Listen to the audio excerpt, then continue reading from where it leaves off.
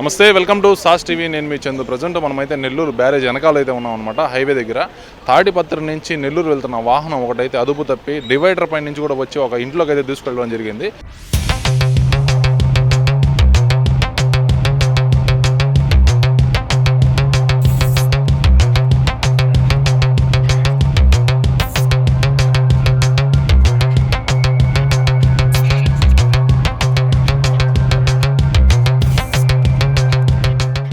ఈ ఘటనా స్థలంలో అయితే మనమైతే ఉన్నాం అనమాట. ఎవరైతే ఇంట్లో ఉంటారో వాళ్ళకైతే స్వల్ప గాయాలైతే జరగడం జరిగింది. డ్రైవర్ ఎవరైతే ఉంటారో వారికి లెగ్ కూడా ఫ్రాక్చర్ అయిందని చెప్తూ ఉన్నారు. రోడ్డు పైన లారీలు ఏవైతే ఉంటాయో వాటిని ఆగి ఉండడం వల్ల వాటిని తప్పియడం పోయి డివైడర్ని ఎక్కించి ఇంట్లోకి అయితే దూసుకువెళ్ళడం జరిగిందని చెప్పి కూడా ఇక్కడ స్థానికులు అయితే చెప్తూ ఉన్నారు. ఘటనా స్థలంలో అయితే మనమైతే ఉన్నాం. ఒకసారి పరిశీలిద్దాం పదండి.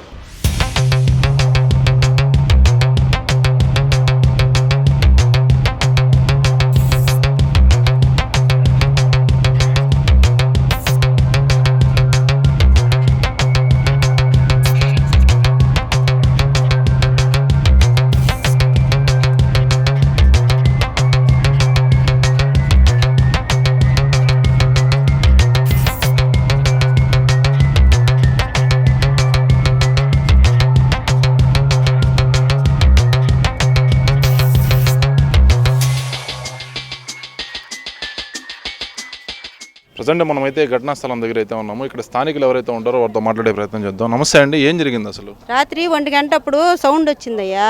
అది దబ్బని సౌండ్ వచ్చే లోపల అప్పుడప్పుడు పంచులు అవుతా ఉంటాయి లారీలు. అది అని అనుకున్నాము. మా పిల్లకాయలందరూ పరిగెచ్చి మామ బండి వచ్చేసింది ఇంటి మీద కానీ అన్నారు. మా ఆయన మా పిల్లకాయలు అందరూ వచ్చేసి ఆమె ఉంటే ఇక్కడ చూస్తే లారీ ఎక్కేస్తుంది ఇంటి మీదకి. ఇంకా వాళ్ళిద్దరు ముసలోళ్ళు ఉంటారు ఆడ ఆ ఇంట్లో. ఆ ముసలోళ్ళని గడ్డపాలు పొడిచి లేపి ఆయన పిల్లక వాళ్ళు అంబులెన్స్ వాళ్ళకి ఫోన్ చేసి అంబులెన్స్ వాళ్ళు వస్తే వాళ్ళకి వేసుకోపోయారు రాత్రి. అంటే ఈ లారీ ఎటు నుంచి ప్రయాణిస్తా ఉంది? తాడిపత్రి నుంచి నెల్లూరుకి పోతుందంట. అది రావడం అవతల డివైడర్ నుంచి కొట్టుకొని ఇవతల పక్కకు వచ్చింది అయ్యా. అదే అంటే అటు పక్క లారీలు ఉంటాయి, ఆపుండాయి లారీలు. ఇట్లాంటి లారీలు రోజు ఆడ ఆపుతుంటారు. దానివల్ల మాకు ప్రమాదం. మా ఆయన రోజు అడుగుతా ఉండేది, ఏంది ఇక్కడ బండ్లు ఆపుతున్నారు అని. ఆడెవరు జవాబు చెప్తారు ఆయనకి? డ్రైవర్ ఏమన్నా డ్రంక్ అండ్ డ్రైవ్ చేయడం కానీ అట్లా? డ్రైవర్ నిద్రపోయినట్టున్నాడు మా తెలిసి. మా ఆయన చూశాడు, తాగలేదు డ్రైవర్ అయితే. ఆయన్ని కూడా మా వాళ్ళే లాగింది బయటికి.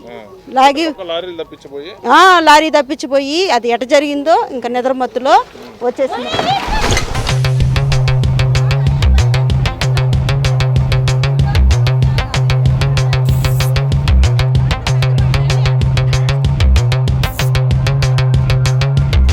ఏం జరిగింది అక్క? 1 గంటకి మేము అదే సౌండ్ వచ్చే లోపలికి ఏందని బయటకు వచ్చేలేక లారీ ఆడుంది. ఇంక వాళ్ళిద్దరిని తీసేలేక 1 గంట పట్టింది. ఇద్దరున్నారు అక్కడ. ఇంకా మేమే చచ్చిపోయారని మేమే గుట్టగూలిపోయాము. ఇంక వాళ్ళు మా దేవుడి దయ వల్ల బాగానే ఉన్నారు. తీసాము 1 గంటకి తీసి అంబులెన్స్ వచ్చింది. అంబులెన్స్లో వేసుకోమన్నారు. దెబ్బలు తగిలి పెద్ద హాస్పిటల్లో జాయిన్ చేసినాము. అదే అతను నిద్ర మీద ఆ టర్నింగ్ దగ్గర నుంచి స్పీడ్గా వచ్చేసాడు. అది స్పీడ్ రావడంతో అదుపు తప్పి డివైడర్ నుంచి యువతలకు వచ్చేసింది. ఇక్కడ బండి అక్క ఇళ్ళ మీదకి వచ్చేసింది, డైరెక్ట్గా వచ్చేసిందండి.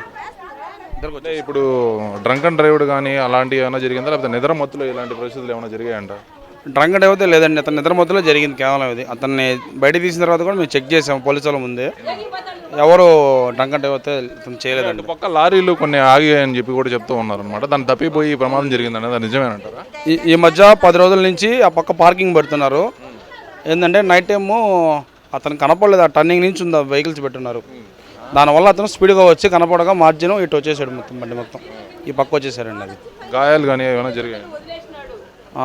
ఇంట్లో ముసలాళ్ళు ఇద్దరు నివసిస్తుండే వాళ్ళు నిద్రపోతున్న సమయంలో వాళ్ళ మీద అవి రాళ్ళంతా పడిపోయి గోరంతా విడిపడిపోయి దానివల్ల వాళ్ళకి కొంచెం గాయాలు అయ్యానండి. ఇద్దరు డ్రైవర్ కూడా గాయాలయ్యానండి. క్యాబిన్లో ఇరుక్కుపోయాడు. అతను ఆ గొడ్డల ద్వారా అన్నీ లాగిపెట్టి ఇప్పదీసాము. ఇప్పదీసిన తర్వాత అతను కూడా లాగి బయట వేస్తే అతనికి కాలంతా ప్యాచర్ అయింది. ఇక్కడ తలకాడ కూడా గాయమై ఉంది అతను.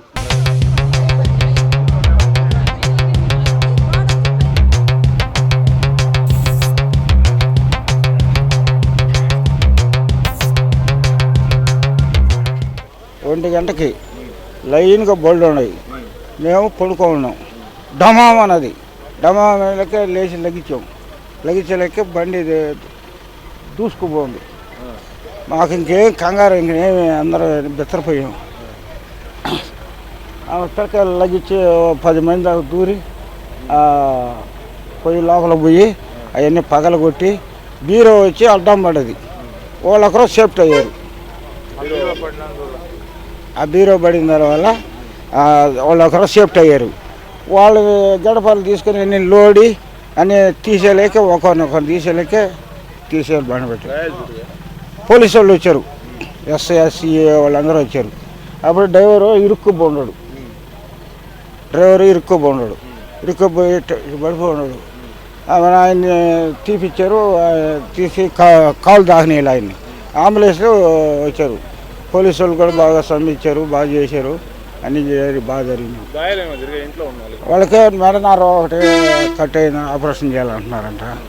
ఆయనకి కాలు దెబ్బతలేదు,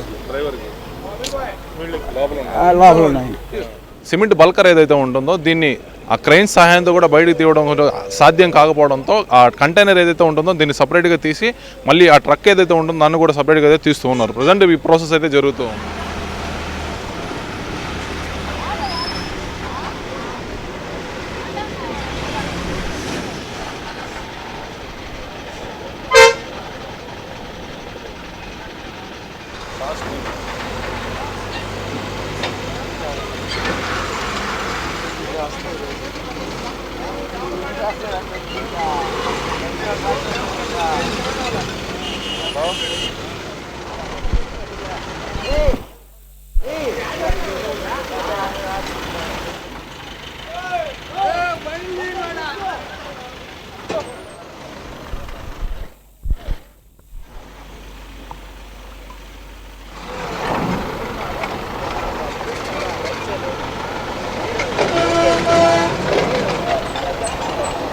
BHK ప్లాట్లు గృహ ప్రవేశానికి సిద్ధంగా ఉన్నవి. కేవలం 2 లక్షలు కట్టి మీ ప్లాట్ రిజిస్ట్రేషన్ చేసుకోండి. SBI అప్రూవల్ కలిగిన అపార్ట్మెంట్.